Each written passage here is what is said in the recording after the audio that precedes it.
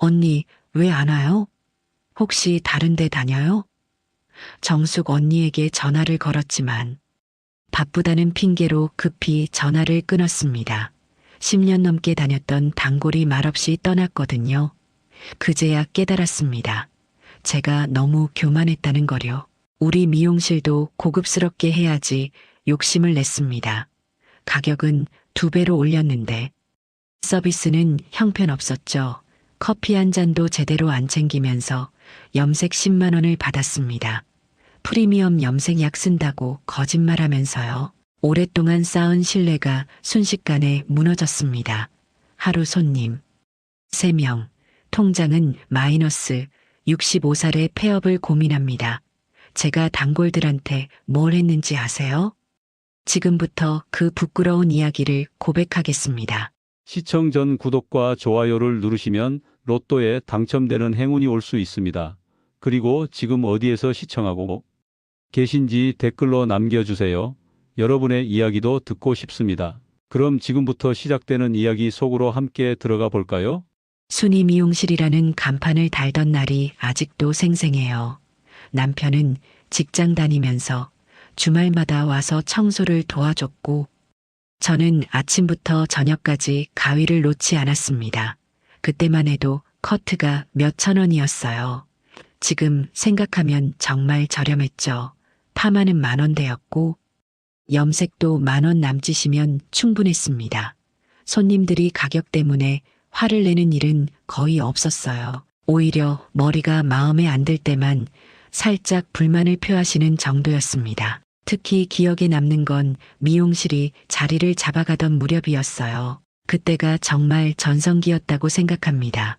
아침에 문을 열면 벌써 동네 아줌마들이 기다리고 계셨거든요. 정숙 언니는 항상 제일 먼저 오셨습니다. 순이야, 오늘도 파마 좀 해줘. 언니는 미용실에서 가장 좋은 창가 자리에 앉으시며 말씀하셨어요.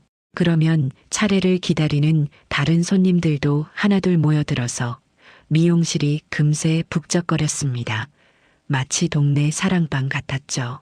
그때는 아줌마 파마가 정말 인기였습니다.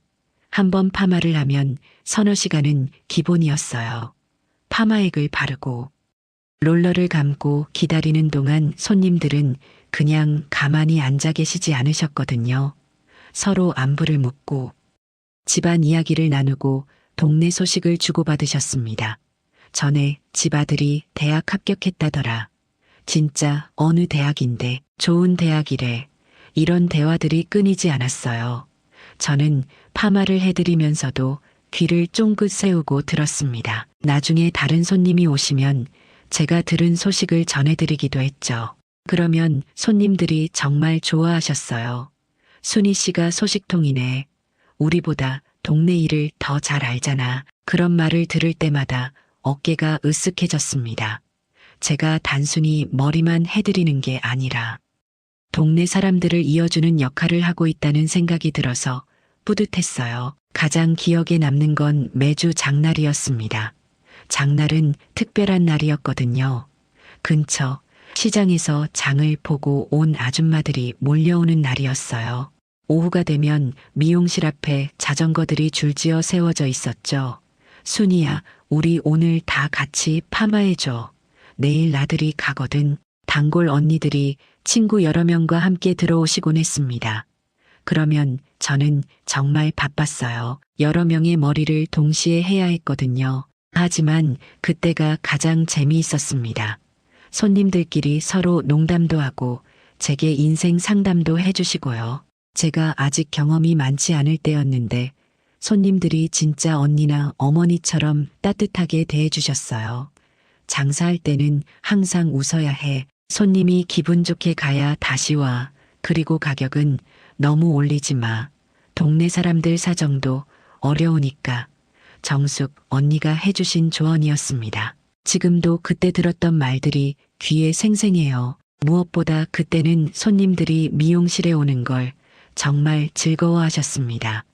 단순히 머리만 하러 오는 게 아니라 사람들을 만나고 이야기를 나누러 오는 거였거든요. 집에만 있으면 답답하니까 미용실에 와서 시간을 보내시는 분들도 많았어요. 파마를 하지 않는 날에도 순이야, 차 한 잔만 마시고 갈게 하면서 들르시는 분들이 계셨습니다. 저도 그런 분들이 반가웠어요. 미용실이 훨씬 활기차고 따뜻한 공간이 되었거든요. 그때는 정말 행복했습니다. 매일 아침 미용실 문을 열 때마다 설렜어요. 오늘은 또 어떤 손님들이 오실까, 어떤 이야기를 들을 수 있을까. 남편은 주말마다 와서 미용실 청소를 도와줬습니다. 순이야, 오늘 손님 많았어. 남편이 물으면 저는 신나서 그날 있었던 일들을 하나하나 이야기했어요. 딸 지은이가 어릴 때는 학교 끝나고 미용실로 와서 숙제를 했습니다. 아들 준호는 손님들이 과자를 주시면 좋아라 하며 먹었어요. 미용실은 제 일터였지만 동시에 우리 가족의 공간이기도 했습니다. 그 시절엔 돈이 많지 않았지만 마음만은 부자였어요. 한 달에 벌어서 가족 넷이 살기에 충분했습니다. 남편 월급이 따로 있었으니까요. 그렇게 세월이 흘렀습니다. 단골들은 점점 늘어났고 미용실은 안정적으로 운영됐어요. 아이들도 무럭무럭 자랐습니다. IMF 시절에도 우리 미용실은 크게 타격을 받지 않았습니다. 오히려 손님이 더 늘었어요. 비싼 미용실 대신 저희 같은 동네 미용실을 찾는 분들이 많아졌거든요. 그때 깨달았습니다. 동네 미용실의 힘은 가격이 아니라 정이라는 거려. 손님들과 쌓아온 신뢰와 따뜻한 관계가 진짜 자산이었던 겁니다. 하지만 저는 그 소중한 걸 나중에 다 잃어버리게 됩니다. 제 욕심 때문에요. 그 후로도 미용실은 잘 됐습니다. 손님들은 여전히 많았고 매출도 꾸준했어요. 그렇게 오랜 세월이 흘렀습니다. 어느덧 제 나이도 60을 넘겼어요. 아이들은 다 커서 독립했고 남편도 퇴직을 했습니다. 그때까지만 해도 저는 행복했어요. 오랫동안 한 가지 일을 해왔다는 자부심도 있었고요. 하지만 변화가 시작됐습니다. 최근 몇 년 사이였어요. 그날 저는 딸 지은이를 만나러 시내에 나갔다가 우연히 큰 거리를 걷고 있었어요. 번화한 쇼핑가에 새로 생긴 미용실이 눈에 들어왔습니다. 유리로 된 넓은 쇼윈도 너머로 보이는 내부가 정말 화려했어요. 세련된 조명 아래서 젊은 미용사들이 손님들 머리를 하고 있었고 대기 손님들은 고급스러운 소파에 앉아 잡지를 보고 있었습니다. 저도 모르게 발걸음이 멈췄어요. 한참을 서서 그 미용실을 바라봤습니다. 안에 있는 손님들은 대부분 젊은 여성들이었어요. 깔끔한 옷차림에 세련된 분위기였죠. 제 미용실에 오시는 동네 아줌마들과는 확실히 달랐습니다. 그때 문득 생각이 들었어요. 우리 미용실도 저렇게 할 수 있지 않을까? 집에 돌아와서도 그 미용실 생각이 자꾸 났습니다. 저녁을 먹으면서 남편에게 말했어요. 여보, 오늘 시내에서 정말 멋진 미용실 봤어. 남편은 그래, 어떻게 생겼는데 하고 물었습니다. 저는 신이 나서 본 걸 하나하나 설명했어요. 조명도 멋있고 인테리어도 고급스럽고 손님들도 젊은 사람들이 많더라고. 남편은 그렇게 대단해 하며 대수롭지 않게 받아들였습니다. 하지만 저는 달랐어요. 그날 밤 잠이 오지 않았습니다. 자꾸 그 미용실이 떠올랐거든요. 우리 미용실이 초라하게 느껴지기 시작했습니다. 10수년 동안 바꾸지 않은 낡은 의자들, 형광등만 달린 천장, 구석에 쌓인 오래된 잡지들, 갑자기 다 낡아 보였어요. 며칠 후 다시 그 미용실 앞을 지나갔습니다. 이번에는 용기를 내서 안으로 들어가 봤어요. 상담받는 척하면서 둘러봤죠. 가격표를 보는 순간 깜짝 놀랐습니다. 커트가 3만 원이 넘었고 염색은 10만 원이 훌쩍 넘었어요. 제 미용실보다 몇 배나 비싼 가격이었습니다. 하지만 놀라운 건 그 비싼 가격에도 손님이 끊이지 않는다는 거였어요. 미용실을 나오면서 생각했습니다. 저 사람들은 어떻게 저렇게 비싸게 받을 수 있을까? 뭐가 다른 걸까? 집으로 돌아오는 내내 그 생각뿐이었어요. 미용실에 도착해서 거울을 보니 제 모습이 초라해 보였습니다. 한물간 미용사 같았어요. 그날부터 제 마음속에 욕심이 자라기 시작했습니다. 우리 미용실도 고급스럽게 만들고 싶었어요. 젊은 손님들도 오게 하고 싶었습니다. 동네 아줌마들만 상대하는 게 갑자기 한심하게 느껴졌죠. 지금 생각하면 그게 제 첫 번째 실수였습니다. 며칠 후 정숙 언니가 파마를 하러 오셨습니다. 파마를 하는 동안 저는 언니에게 물어봤어요. 언니 요즘 시내 미용실들 정말 비싸더라고요. 근데 손님이 엄청 많던데 정숙 언니는 그래 비싸직 하지만 우리 같은 사람들은 거기 못 가 하고 웃으셨습니다. 그 말을 듣는 순간 묘한 기분이 들었어요. 우리 같은 사람들이라는 말이 자꾸 걸렸습니다. 언니 그런데 우리 미용실도 좀 더 고급스럽게 하면 어떨까요? 제가 조심스럽게 물었습니다. 정숙 언니는 잠시 침묵하시더니 말씀하셨어요. 순이야, 우리 미용실은 지금이 좋아. 가격도 적당하고 편하잖아. 굳이 바꿀 필요 있어. 언니 말씀은 충고였지만 저는 그때 그걸 무시했습니다. 지금 생각하면 정말 후회되는 순간이에요. 남편에게도 말했습니다. 여보, 우리 미용실 좀 바꿔보면 어떨까? 인테리어도 새로 하고 가격도 좀 올리고. 남편은 걱정스러운 얼굴로 말했어요. 순이야, 지금도 괜찮은데. 굳이 손님들도 만족하고 있잖아. 하지만 저는 포기하지 않았습니다. 아니야, 요즘은 달라. 우리도 변해야 해. 결국 남편을 설득했습니다. 큰 돈을 들여 인테리어를 바꾸지는 않기로 했어요. 대신 조금씩 바꿔나가기로 했죠.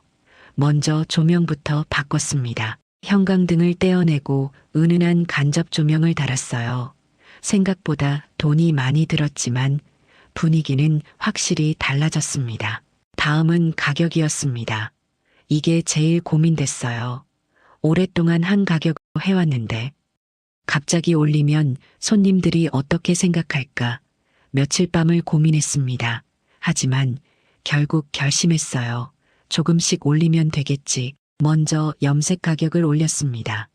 그 전까지 5만 원 정도 받던 걸 7만 원으로 올렸어요. 커트도 15,000원에서 2만 원으로 올렸습니다. 새 가격표를 만들어서 벽에 붙이는 순간 손이 떨렸어요.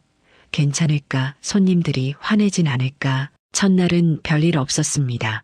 단골 손님 몇 분이 오셨는데 가격표를 보시더니 눈을 크게 뜨셨어요. 하지만 아무 말씀도 안 하셨습니다. 그냥 염색을 하시고 계산할 때도 조용히 돈을 내셨죠. 저는 안도했습니다. 괜찮네. 별 문제 없는 것 같아. 이틀째 되던 날 정숙 언니가 오셨습니다. 언니는 가격표를 한참 보시더니 제게 물으셨어요. 순이야, 가격 올렸구나. 네, 언니 요즘 재료비도 많이 올라서. 제가 변명하듯 말했습니다. 정숙 언니는 한숨을 쉬시며 말씀하셨어요. 비싸긴 하네. 그래도 순이 언니니까 계속 올게. 그 말이 제 귀에 또렷하게 들렸습니다. 순이 언니니까 계속 올게. 가격이 마음에 안 들지만 정 때문에 오신다는 뜻이었죠. 하지만 저는 그때 그 의미를 깊이 생각하지 않았습니다. 오히려 다행이라고 생각했어요. 가격 올려도 손님들이 계속 오네. 다음 주에 또 가격을 올렸습니다. 이번엔 파마였어요. 7만 원 받던 걸 10만 원으로 올렸습니다. 생각보다 과감한 인상이었지만 저는 확신이 있었어요. 시내 미용실은 이것보다 훨씬 비싸잖아. 우리도 충분히 받을 수 있어. 하지만 그때부터 조금씩 이상한 낌새가 느껴지기 시작했습니다. 손님들이 계산하실 때 표정이 예전 같지 않았어요. 억지로 웃으시는 것 같았습니다. 어떤 분은 지갑을 열면서 한숨을 쉬셨고요. 한 달쯤 지났을 때였습니다. 15년 단골이던 분이 염색을 하러 오셨어요. 계산을 하면서 그분이 조심스럽게 말씀하셨습니다. 사장님, 요즘 가격이 많이 올랐네요. 저는 웃으며 대답했어요. 요즘 물가가 많이 올라서 어쩔 수 없어요. 그분은 아 그렇군요 하고는 나가셨습니다. 그런데 그 후로 그분은 오지 않으셨어요. 처음엔 그냥 바쁘신가 보다 했습니다.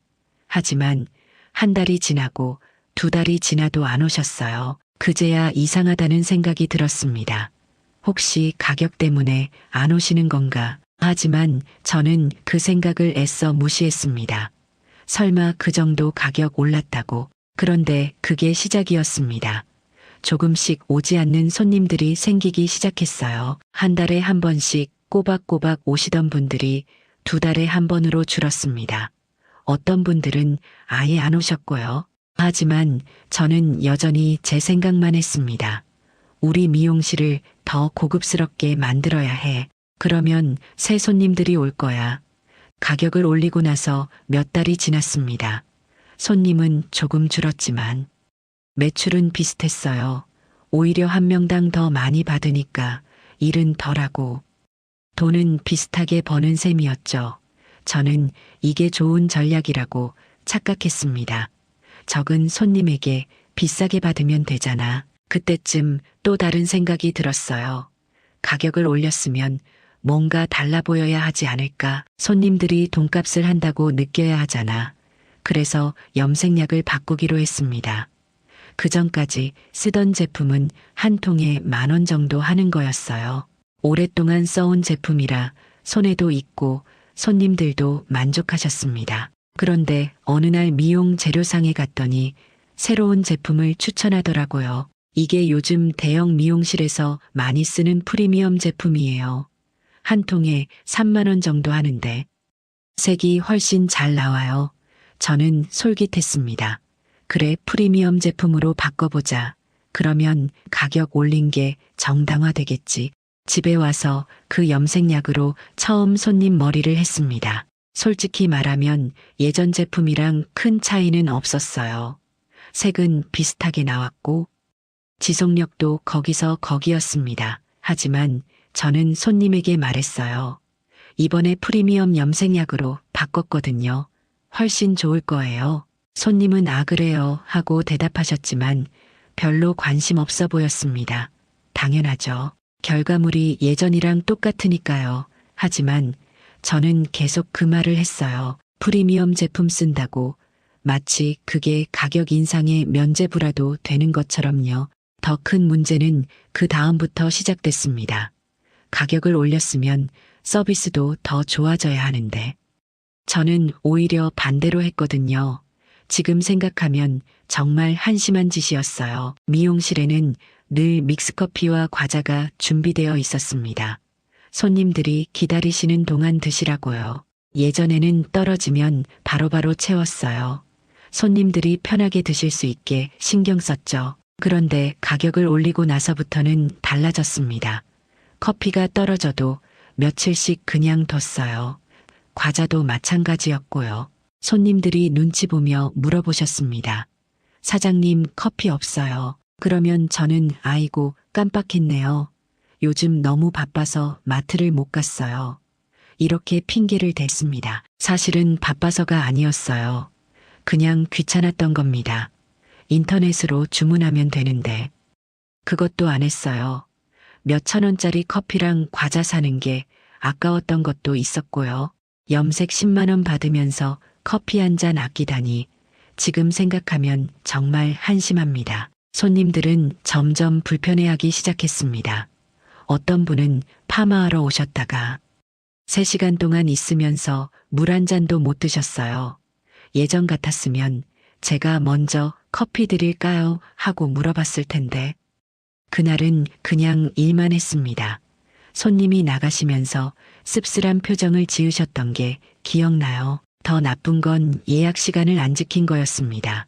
예전에는 예약 시간을 철저히 지켰어요. 손님이 2시에 오신다고 하면 2시 정각에 시작할 수 있게 준비했습니다.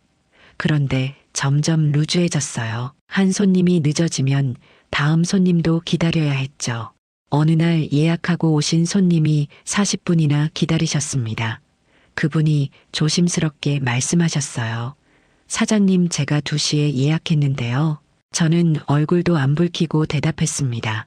아이고, 죄송해요. 앞 손님이 시간이 좀 걸려서요. 커피라도 한 잔 드실래요? 그런데 커피는 없었죠. 손님은 아니에요. 괜찮아요. 하셨지만 표정이 안 좋았습니다. 그분도 그 후로 안 오셨어요. 나중에 다른 손님한테 들었습니다. 그분이 다른 미용실로 옮겼다고요. 예약 시간도 안 지키고 서비스도 별로래. 그 말을 전해 들었을 때 기분이 묘했습니다. 화가 나면서도 어쩔 수 없다는 생각이 들었어요. 손님들 사이에서 소문이 나기 시작했습니다. 순이 미용실 요즘 비싸졌대. 서비스도 예전 같지 않고. 저는 그 소문을 들으면서도 인정하기 싫었어요. 아니야. 그냥 손님들이 예민한 거야. 요즘 경기가 안 좋으니까 가격에 민감한 거지. 남편이 걱정스럽게 물었습니다. 순이야, 요즘 손님이 많이 줄은 것 같은데. 괜찮아. 저는 괜찮아. 일시적인 거야. 하고 대답했습니다. 하지만 속으로는 불안했어요. 정말 괜찮은 걸까? 이대로 가도 되는 걸까? 정숙 언니가 오신 날이었습니다. 언니는 파마를 하면서 말씀하셨어요. 순이야, 요즘 미용실 분위기가 좀 달라진 것 같아. 어떻게 해요? 제가 물었습니다. 언니는 조심스럽게 말씀하셨어요. 예전엔 더 따뜻했잖아. 지금은 뭔가 차가운 느낌이야. 그 말이 가슴에 꽂혔습니다. 하지만 저는 인정하고 싶지 않았어요. 언니, 제가 바쁘기도 하고 나이도 들어서 그래요. 그냥 핑계만 댔습니다. 정숙 언니는 더 이상 말씀하지 않으셨어요. 하지만 언니 표정이 걱정스러웠던 게 기억납니다.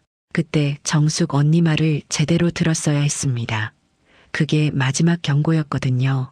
하지만 저는 귀를 막았어요. 제 방식이 옳다고 착각했습니다. 가격 올리고 적게 일하면서 똑같이 벌면 되지 뭐, 그렇게 생각했죠. 그해 겨울 또 한 번 가격을 올렸습니다. 염색을 10만 원으로 맞췄어요. 커트는 2만 5천 원이 됐고요. 새 가격표를 붙이면서도 손이 떨리진 않았습니다. 이미 익숙해진 거죠. 가격 올리는 게요. 하지만 그게 제 무덤을 파는 마지막 삽질이 될 줄은 몰랐습니다. 새해가 밝았습니다. 저는 미용실 문을 열면서 생각했어요. 올해는 더 잘 될 거야. 가격도 안정됐고 이제 새 손님들이 올 거야. 하지만 현실은 정반대였습니다. 손님은 점점 더 줄어들기만 했어요. 먼저 젊은 손님들이 안 왔습니다. 제가 바랐던 새 손님층이었는데 아예 오지 않았어요. 우리 동네는 원래 나이 드신 분들이 많이 사는 곳이었거든요. 젊은 사람들은 시내 큰 미용실을 가지 동네 미용실은 안 왔습니다. 당연한 거였죠. 결국 남은 건 기존 단골들 뿐이었어요. 그런데 그 단골들마저 하나둘씩 떠나기 시작했습니다. 가장 먼저 떠난 건 10년 넘게 다니던 분이었어요. 그분은 한 달에 한 번씩 염색을 하러 오셨는데 어느 날부터 안 오셨습니다. 한 달이 지나고 두 달이 지나도 소식이 없었어요. 저는 궁금해서 전화를 걸어봤습니다. 여보세요, 손님님 요즘 어떻게 지내세요? 그분은 사장님 하고 난처한 듯 대답하셨어요. 잘 지내요. 그냥 좀 바빠서요. 바쁘다는 핑계였습니다. 저도 알아들었어요. 다른 미용실로 옮겼다는 뜻이었죠.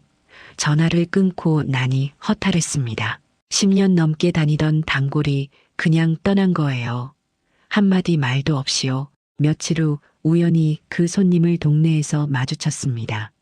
머리 스타일이 달라져 있었어요. 분명 다른 곳에서 한 거였죠. 저는 모른 척 지나쳤습니다. 민망했거든요. 그분도 저를 보고 고개를 돌렸어요.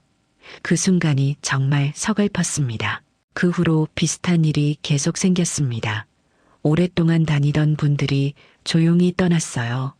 어떤 분은 이사 간다고 거짓말을 하셨고 어떤 분은 아프다고 하시며 안 오셨습니다. 다들 진짜 이유를 말하지 않았어요. 하지만 저는 알았습니다. 가격이 부담스러워서였죠. 정숙 언니만은 계속 오셨습니다. 한 달에 한 번씩 파마를 하러 오셨어요. 하지만 언니 표정이 예전 같지 않았습니다. 계산하실 때마다 지갑을 여시는 손이 느려지셨어요. 한숨을 쉬시는 것도 여러 번 봤고요. 어느 날 용기를 내서 물어봤습니다. 언니 혹시 가격이 많이 부담되세요? 정숙 언니는 잠시 망설이시더니 솔직하게 말씀하셨어요. 솔직히 말하면 좀 그래. 요즘 연금도 적고 생활비도 빠듯해서. 하지만 순이 언니니까 계속 오는 거야. 그 말을 듣는 순간 가슴이 철렁했습니다. 언니가 부담을 느끼면서도 정 때문에 오신다는 거였어요. 저는 그제야 깨달았습니다. 가격을 올리는 게 단골들한테 얼마나 큰 부담인지요. 하지만 이미 늦었어요. 며칠 후 정숙 언니한테 전화가 왔습니다. 순이야, 미안한데 다음 주 예약 취소할게. 갑자기 일이 생겼어. 언니는 그렇게 말씀하셨습니다. 저는 괜찮아요. 언니 다음에 오세요. 하고 전화를 끊었습니다. 하지만 불길한 예감이 들었어요. 그 후로 정숙 언니는 한 달 동안 안 오셨습니다. 저는 매일 언니가 오시길 기다렸어요. 혹시 오늘은 오시려나 하지만 언니는 오지 않으셨습니다. 2달이 지나고 석 달이 지났습니다. 여전히 소식이 없었어요. 저는 더 이상 참을 수 없어서 전화를 걸었습니다. 언니 왜 안 와? 다른 데 다녀. 전화벨이 울렸지만 언니는 받지 않으셨어요. 한 번 더 걸었습니다. 또 받지 않으셨습니다. 그제야 확실히 알았어요. 언니가 저를 피하고 있다는 거요. 그날 밤 잠을 이룰 수 없었습니다. 35년 단골이 말없이 떠났어요. 가장 오래 다니신 분이었는데, 가장 아껴주시던 분이었는데 제 욕심 때문에 잃어버린 겁니다. 눈물이 났어요. 하지만 후회해도 소용없었습니다. 동네에서 소문이 돌기 시작했습니다. 순이 미용실 너무 비싸. 서비스도 별로래. 저는 그 소문을 직접 들었어요. 마트에서 우연히 손님들이 이야기하는 걸 엿들었거든요. 순이 씨가 요즘 너무 욕심 부리는 것 같아. 가격만 올리고 예전만 못해. 귀가 따가웠습니다. 하지만 어쩔 수 없었어요. 사실이었으니까요. 저는 정말 욕심을 부렸고 서비스는 형편없어졌으니까요. 집에 돌아와서 거울을 봤습니다. 거울 속 제 모습이 낯설었어요. 이게 내 모습인가? 남편이 걱정스럽게 물었습니다. 순이야, 요즘 표정이 안 좋은데 무슨 일 있어? 저는 아무것도 아니야 하고 대답했습니다. 하지만 속으로는 무너져 내리고 있었어요. 단골들이 떠나고 있다는 게 너무 두려웠거든요. 인터넷에서 지역 맘카페를 우연히 봤습니다. 거기에 우리 미용실 이야기가 올라와 있었어요. 순이 미용실 비추천, 가격 너무 올랐음, 서비스도 예전만 못함, 댓글도 여러 개 달려 있었습니다. 인정. 차라리 시내 가는 게 나을 듯. 집에서 셀프로 하는 게 나아. 그 글을 보는 순간 정말 충격이었습니다. 사람들이 저를 이렇게 생각하고 있었구나. 저는 댓글을 하나하나 읽으면서 눈물이 났어요. 모두 사실이었거든요. 제가 정말 그렇게 했으니까요. 그날 저녁 미용실 매출을 계산해 봤습니다. 한 달 전보다 반 가까이 줄어 있었어요. 손님 수는 더 심각했습니다. 전년도 같은 달에 비해 거의 3분의 1 수준이었죠. 이대로 가다간 정말 큰일 나겠다는 생각이 들었습니다. 봄이 왔지만 미용실은 점점 추워졌습니다. 손님이 계속 줄어들었거든요. 하루에 3명 오면 많은 날이었어요. 어떤 날은 하루 종일 손님이 한 명도 안 온 적도 있었습니다. 그날은 정말 막막했어요. 아침부터 저녁까지 빈 의자만 바라보며 앉아 있었거든요. 그때쯤 더 큰 문제가 터졌습니다. 건물주가 임대료를 올리겠다고 통보한 거예요. 한 달에 120만 원 내던 걸 180만 원으로 올린다는 거였습니다. 한 번에 60만 원이나 오르는 거였죠. 저는 건물주를 찾아가서 사정했습니다. 요즘 장사가 안 돼서 그러는데 조금만 봐주실 수 없을까요? 건물주는 단호했습니다. 다른 상가도 다 올렸어요. 여기만 예외일 순 없죠.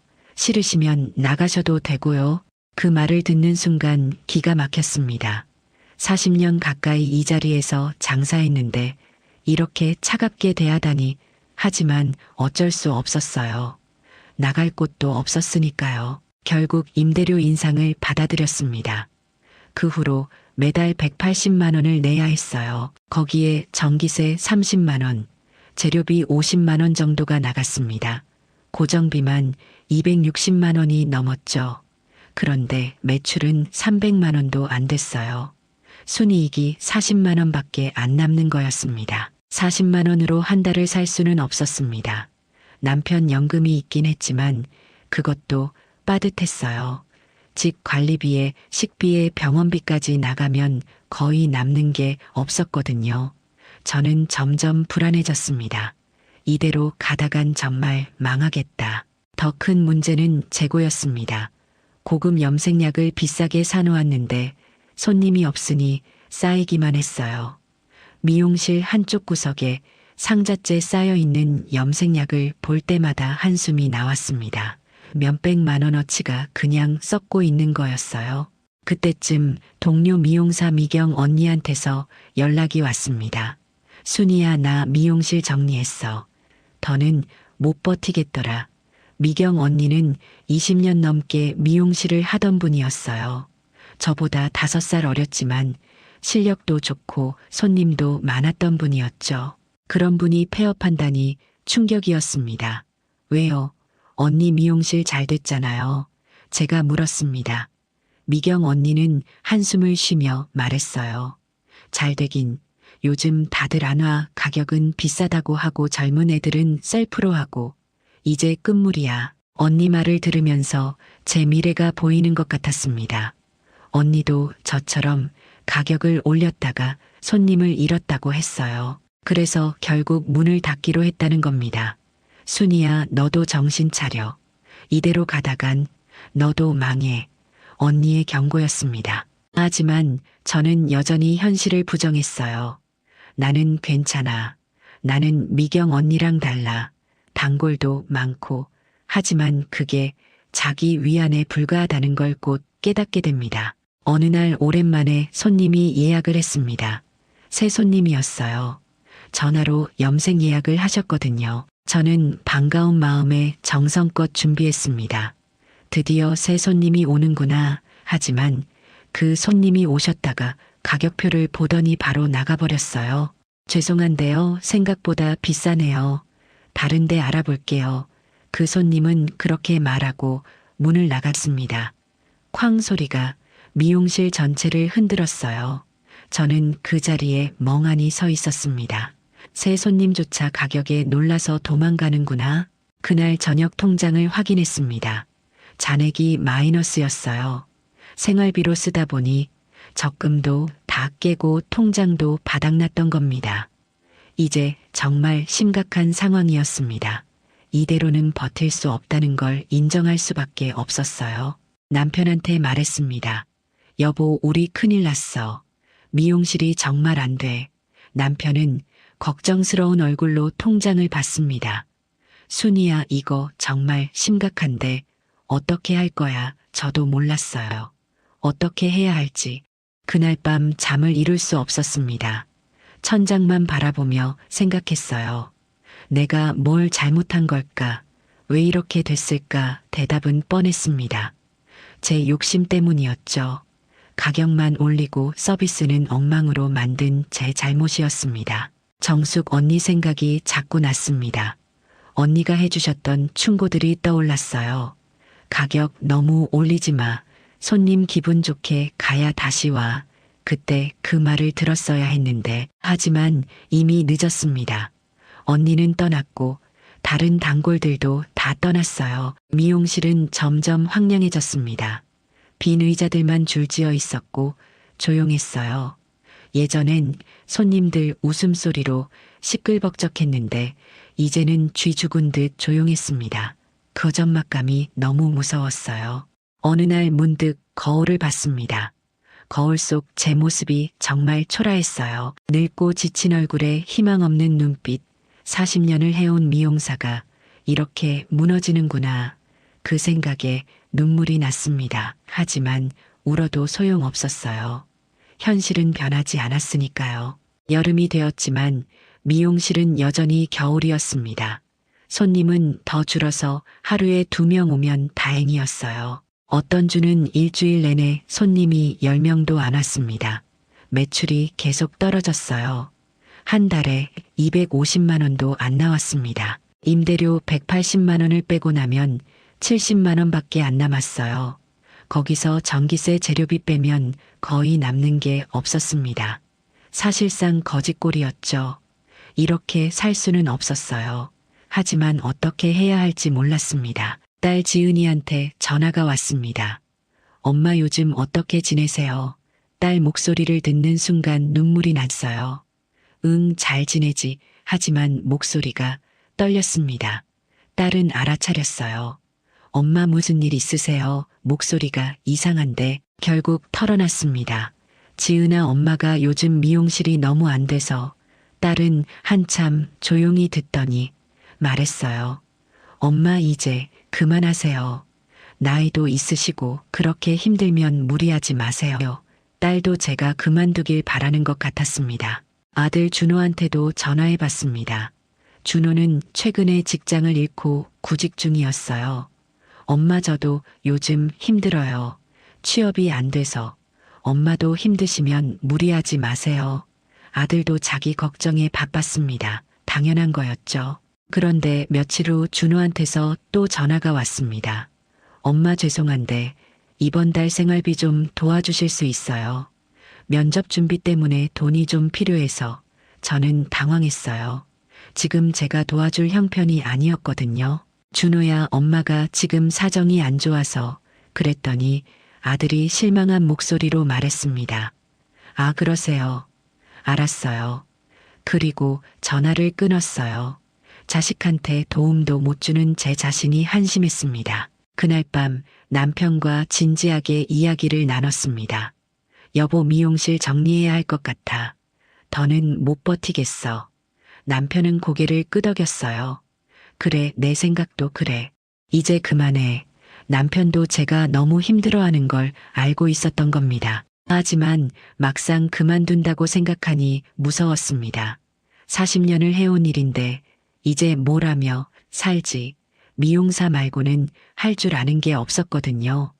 이 나이에 새로운 일을 시작할 수도 없었고요. 며칠 동안 심각하게 고민했습니다.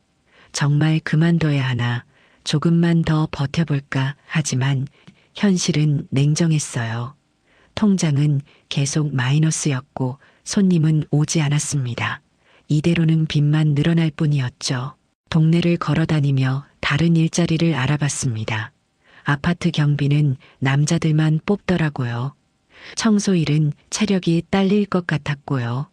마트 계산원도 젊은 사람들만 뽑았습니다. 갈 곳이 없었어요. 어느 날 미용실에 혼자 앉아 있었습니다. 오후 6시쯤 되었는데 그날은 손님이 3명밖에 안 왔어요. 매출은 8만 원, 임대료도 못 내는 금액이었습니다. 저는 거울을 보며 눈물을 흘렸어요. 40년을 해온 일이 이렇게 끝나는구나. 제가 직접 무너뜨린 거구나. 후회가 밀려왔습니다. 왜 그때 가격을 올렸을까? 왜 서비스를 소홀히 했을까?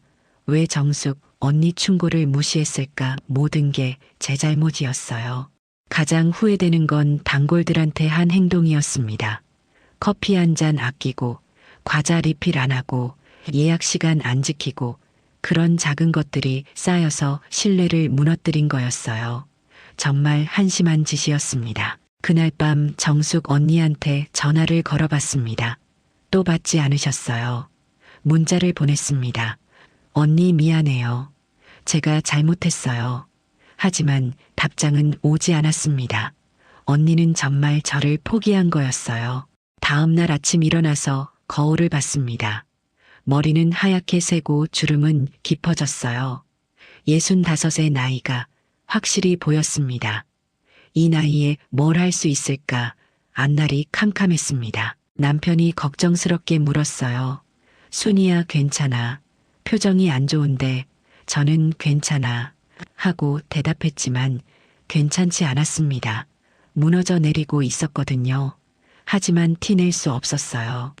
남편한테 더 걱정 끼치고 싶지 않았으니까요. 그렇게 며칠을 버텼습니다. 하루하루가 고통이었어요. 아침에 눈 뜨는 게 두려웠고 미용실 문 여는 게 무서웠습니다. 손님 없는 미용실에 혼자 앉아 있는 시간이 지옥 같았어요. 그때 문득 생각했습니다. 이렇게 무너질 순 없어. 뭔가 방법이 있을 거야. 하지만 아무리 생각해도 답이 나오지 않았어요. 완전히 막다른 골목에 몰린 기분이었습니다. 그렇게 절망 속에서 허우적대던 어느 날이었습니다. 동네 복지관에서 전화가 왔어요. 저는 복지관하고 아무 연락도 한 적이 없었는데 갑자기 전화가 와서 의아했습니다. 안녕하세요. 저는 복지관 사회복지사 정수진이라고 합니다. 무슨 일이세요? 제가 물었습니다. 수진 씨는 밝은 목소리로 말했어요. 사장님 미용실 하신다고 들었는데 혹시 저희 복지관하고 같이 일하실 의향 있으세요? 저는 깜짝 놀랐습니다. 무슨 일을 말씀하시는 거죠? 수진 씨가 설명했습니다. 저희가 노인 요양시설하고 계약해서 미용 서비스를 제공하거든요. 한 달에 2번 정도 가셔서 어르신들 머리를 해드리시면 돼요. 80만 원 정도 드립니다. 그리고 다문화 가족지원센터에서도 미용 교육이 필요한데 거기도 한 달에 1번 가주시면 40만 원 드려요. 귀가 번쩍 뜨였습니다. 하지만 동시에 의문이 들었어요. 왜 저한테 연락하신 거죠? 수진 씨는 웃으며 말했습니다. 도네분들한테 추천받았어요. 박순희 원장님이 경력도 많으시고 실력도 좋으시다고 누가 추천했는지는 말하지 않았지만 저는 감사했습니다. 아직 저를 믿어주는 사람이 있다는 게 하지만 한 가지 조건이 있어요. 수진 씨가 말했습니다. 무엇인데요? 제가 물었습니다. 미용실 운영 방식을 좀 바꾸셔야 할 것 같아요. 지금은 매일 여시는데 주 3일 정도만 여시고 나머지는 외부 일하시는 게 어떨까요? 그리고 가격도 현실적으로 조정하시는 게 좋을 것 같고요. 수진 씨는 조심스럽게 말했습니다. 그 말을 듣는 순간 뭔가 깨달았습니다. 제가 잘못하고 있었다는 걸 인정해야 한다는 거요. 가격도 내리고 방식도 바꿔야 한다는 거였죠. 자존심이 상했지만 선택의 여지가 없었습니다. 며칠 동안 고민했습니다. 정말 그렇게 할까? 가격을 내린다는 게 패배를 인정하는 것 같아서 싫었어요. 하지만 현실은 냉정했습니다. 이대로는 정말 망한다는 걸 알고 있었거든요. 남편과 상의했습니다. 여보 복지관에서 제안이 왔는데 남편은 자세히 듣더니 고개를 끄덕였어요. 좋은 기회 같은데 해봐. 지금이라도 방식을 바꾸는 게 맞는 것 같아 남편 말에 용기가 났습니다. 결국 결심했습니다. 미용실을 주 3일만 운영하고 나머지는 외부 일을 하기로요. 그리고 가격도 대폭 낮추기로 했습니다. 염색을 10만 원에서 5만 원으로 커트를 5만 5천 원에서 12,000원으로 낮췄어요. 새 가격표를 만들면서 손이 떨렸습니다. 이게 맞는 걸까? 하지만 다른 방법이 없었어요. 그리고 이번엔 제대로 해보기로 했습니다. 서비스도 다시 챙기고 손님들한테 성실하게 대하기로요. 먼저 믹스커피와 과자를 가득 채워놓았습니다. 예전처럼 손님들이 편하게 드실 수 있게요. 미용실도 깨끗하게 청소했고요. 그리고 예약 시간을 철저히 지키기로 다짐했습니다. 며칠 후 첫 요양시설 방문이 있었습니다. 수진 씨가 동행해 주셨어요. 시설에 도착하니 어르신들이 기다리고 계셨습니다. 할머니, 할아버지들 머리를 하나하나 정성껏 잘라드렸어요. 한 할아버지가 거울을 보시며 환하게 웃으셨습니다. 선생님 고맙습니다. 오랜만에 깔끔해지니까 기분이 좋네요. 그 말을 듣는 순간 가슴이 뭉클했습니다. 오랜만에 진짜 감사하다는 말을 들은 것 같았어요. 그날 80만 원을 받았습니다. 돈보다 중요한 걸 얻었어요. 제가 하는 일이 누군가한테 도움이 된다는 걸 다시 느낀 거였죠. 미용사로서의 자부심이 조금 돌아왔습니다. 다음 주에는 다문화 가족지원센터에 갔습니다. 외국인 여성들한테 기본 미용 기술을 가르쳐 드렸어요. 다들 열심히 배우시는 모습이 인상 깊었습니다. 선생님, 감사합니다. 정말 도움이 많이 됐어요. 그분들의 진심 어린 감사가 저를 움직였습니다. 미용실도 조금씩 달라지기 시작했습니다.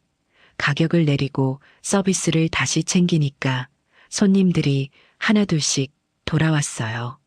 물론 예전만큼은 아니었지만 그래도 희망이 보였습니다. 가장 기억에 남는 건 한 달 후였습니다. 미용실 문이 열리더니 정숙 언니가 들어오신 거예요. 순이야, 언니 목소리를 듣는 순간 눈물이 날 뻔했습니다. 언니가 오셨네요. 정숙 언니는 가격표를 보시더니 놀라셨어요. 어머, 가격 내렸네. 많이 내렸어요. 그리고 이제 제대로 하려고요. 제가 솔직하게 말했습니다. 언니는 의자에 앉으시며 말씀하셨어요. 늦었지만 다행이다. 이제야 정신 차린 거니? 언니 말씀이 뼈아팠지만 인정할 수밖에 없었습니다. 정말 늦게라도 정신을 차린 거였으니까요. 언니 머리를 하면서 조심스럽게 말했습니다. 언니 그동안 정말 죄송했어요. 제가 너무 욕심부렸어요. 정숙 언니는 거울을 통해 제 눈을 바라보셨어요. 알아, 그래도 순이 언니니까 용서해 줄게. 대신 다시는 그러면 안 돼, 알았죠? 언니 감사해요. 정말 감사합니다. 그날 이후로 조금씩 달라졌습니다. 예전 단골 몇 분이 다시 오시기 시작했어요. 수입도 안정됐습니다. 미용실에서 150만 원 정도 벌고 외부 일에서 200만 원 정도 받으니까 한 달에 350만 원 정도 됐어요. 예전보다는 적었지만 마음은 훨씬 편했습니다. 빚 걱정도 없었고 손님들한테 떳떳했거든요. 무엇보다 제가 하는 일의 보람을 다시 느낄 수 있었습니다. 그렇게 석 달이 지났습니다. 미용실은 완전히 달라져 있었어요. 예전처럼 북적이진 않았지만 따뜻한 공간이 되었습니다. 주 3일만 운영하니까 여유도 생겼고요. 화요일, 목요일, 토요일에만 문을 열었는데 그날들은 예약으로 꽉 찼습니다. 손님들도 달라졌어요. 대부분 나이 드신 분들이었지만 그분들이 제일 편하셨습니다. 비슷한 나이대니까 이야기도 잘 통했고 서로 이해하기도 쉬웠어요. 젊은 손님을 유치하겠다던 제 욕심이 얼마나 어리석었는지 깨달았습니다. 요양시설 일도 잘 됐습니다. 한 달에 2번 가는데 매번 할머니, 할아버지들이 기다리고 계셨어요. 어떤 할머니는 제가 가는 날만 손꼽아 기다리신다고 했습니다. 선생님, 오는 날이 제일 좋아요. 머리도 깨끗해지고 기분도 좋아지거든요. 그 말을 들을 때마다 보람을 느꼈습니다. 단순히 돈을 벌기 위해서가 아니라 진짜 누군가한테 도움이 되는 일을 하고 있다는 게 좋았어요. 예전엔 그런 마음을 잊고 있었죠. 오로지 돈만 생각했으니까요. 다문화센터 일도 의미가 있었습니다. 외국에서 온 여성들한테 미용 기술을 가르쳐 드리면 나중에 그분들이 생계를 꾸려나갈 수 있거든요. 한 베트남 여성분이 제게 말씀하셨어요. 선생님 덕분에 이제 집에서 아이들 머리도 자를 수 있어요. 정말 감사해요. 수입도 안정적이었습니다. 한 달에 350만 원 정도 벌었는데 예전보다는 적었지만 충분했어요. 빚도 없고 스트레스도 없으니까 오히려 더 행복했습니다. 돈이 많다고 행복한 게 아니라는 걸 깨달았어요. 가장 기쁜 건 정숙 언니와의 관계가 회복된 거였습니다. 언니는 다시 한 달에 한 번씩 오셨어요. 그리고 예전처럼 편하게 이야기를 나누셨습니다. 순이야, 요즘 표정 많이 밝아졌다. 언니가 말씀하시면 저는 웃으며 대답했어요. 언니 덕분이에요. 어느 날 언니가 조심스럽게 물으셨습니다. 순이야, 그때 왜 그랬어? 왜 갑자기 욕심을 부린 거야? 저는 솔직하게 말씀드렸습니다. 시내 미용실 보고 부러웠어요. 우리 미용실도 고급스럽게 만들고 싶었고요. 그런데 방법을 잘못 선택한 거죠. 언니는 고개를 끄덕이셨어요. 그래, 욕심이 문제였어. 가격만 올리고 서비스는 오히려 떨어뜨리면 누가 오겠어. 언니 말씀이 정확했습니다. 제가 바로 그 실수를 했던 거예요. 그날 이후로 저는 5가지 교훈을 마음에 새겼습니다. 첫째, 내 수준에 맞는 장사를 해야 한다는 것. 저는 동네 미용실이었는데 고급 미용실 흉내를 내려고 했던 게 문제였어요.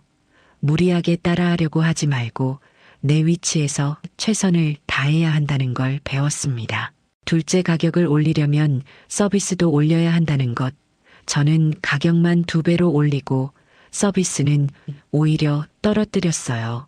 커피도 안 채우고 예약 시간도 안 지키고 그러니까 손님이 떠날 수밖에 없었죠. 가격과 서비스는 같이 가야 한다는 걸 뼈저리게 느꼈습니다. 셋째, 단골의 충고를 무시하지 말아야 한다는 것. 정숙 언니가 여러 번 충고해 주셨는데 저는 무시했어요. 그분들이 오랜 세월 저를 지켜본 분들인데 그 조언을 귀담아 들었어야 했습니다. 단골 손님들이 진짜 스승이라는 걸 깨달았어요. 넷째, 욕심은 독이라는 것. 제 모든 실수는 욕심에서 시작됐습니다. 더 많이 벌고 싶고 더 고급스러워 보이고 싶은 욕심, 그 욕심 때문에 40년 쌓은 신뢰를 잃어버렸어요. 욕심을 부리면 결국 모든 걸 잃는다는 걸 배웠습니다. 5째, 작은 것부터 성실하게 챙겨야 한다는 것. 커피 한 잔, 과자 몇 개가 뭐가 중요하냐고 생각했는데 그게 쌓여서 신뢰가 무너진 거였어요. 작은 것을 소홀히 하면 큰 것도 무너진다는 걸 깨달았습니다. 이 5가지 교훈을 늘 마음에 새기며 살고 있습니다. 미용실에도 조그맣게 적어서 붙여놨어요. 제가 다시는 같은 실수를 하지 않도록요. 지난주에는 딸 지은이가 미용실에 왔습니다. 엄마 요즘 표정 정말 좋아지셨어요. 딸이 말하는 걸 보니 제가 얼마나 힘들어했는지 다들 알고 있었나 봐요. 지은아, 엄마가 정신 차렸어. 이제 괜찮아. 딸은 안심한 얼굴로 웃었습니다. 아들 준호도 취직이 됐다고 연락이 왔어요.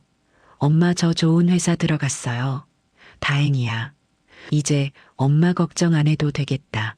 아들도 제 걱정을 많이 했나 봅니다. 가족들한테 미안하고 고마웠어요. 남편은 요즘 주말에 미용실에 와서 청소를 도와줍니다. 예전처럼요. 순이야, 요즘 정말 좋아 보여. 나도 마음이 편해.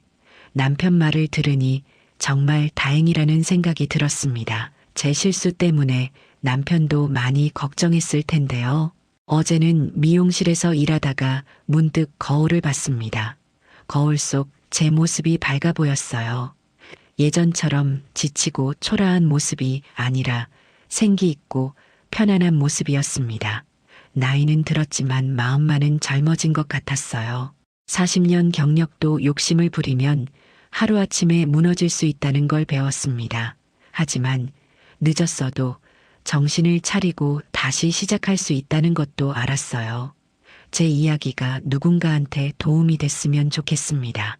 특히 장사하시는 분들한테 꼭 말씀드리고 싶어요. 내 수준에 맞는 장사를 하세요. 무리하게 따라하려고 하지 마시고요. 가격을 올리려면 서비스도 같이 올리세요. 그리고 단골의 충고를 절대 무시하지 마세요. 욕심은 독입니다. 작은 것부터 성실하게 챙기세요. 저는 이제 마음이 편합니다. 예전만큼 많이 벌지는 못하지만 떳떳하고 보람차게 일하고 있으니까요. 손님들한테도 정성을 다하고 있고요. 이게 진짜 행복이 아닐까 싶습니다. 오늘도 정숙 언니가 오셨습니다. 언니 머리를 하면서 생각했어요. 정말 감사하다고. 언니가 다서와 주셔서, 그리고 제게 또 한 번 기회를 주셔서 언니는 거울을 보며 말씀하셨어요. 순이야, 이제 예전 내가 돌아온 것 같아. 계속 이렇게만 해. 네 언니, 약속할게요. 다시는 욕심 부리지 않을게요. 제가 대답하니까 언니가 환하게 웃으셨습니다. 그 미소를 보는 순간 정말 다행이라는 생각이 들었어요. 아직 늦지 않았구나. 제가 다시 시작할 수 있구나. 오늘도 미용실 문을 닫으며 생각합니다. 내일도 성실하게 살자. 작은 것 하나하나 정성껏 챙기자, 손님들한테 진심을 다하자, 그렇게 사는 게 진짜 미용사의 삶이라는 걸 이제는 압니다. 우리의 이 사연이 마음에 남았다면 좋아요를 눌러주세요. 그리고 소중한 사람들과 함께 이 이야기를 나눠주시길 바랍니다. 여러분의 한마디가 누군가에겐 큰 위로가 될 수 있습니다. 영상이 마음에 드셨다면 구독과 좋아요, 응원 부탁드립니다. 감사합니다.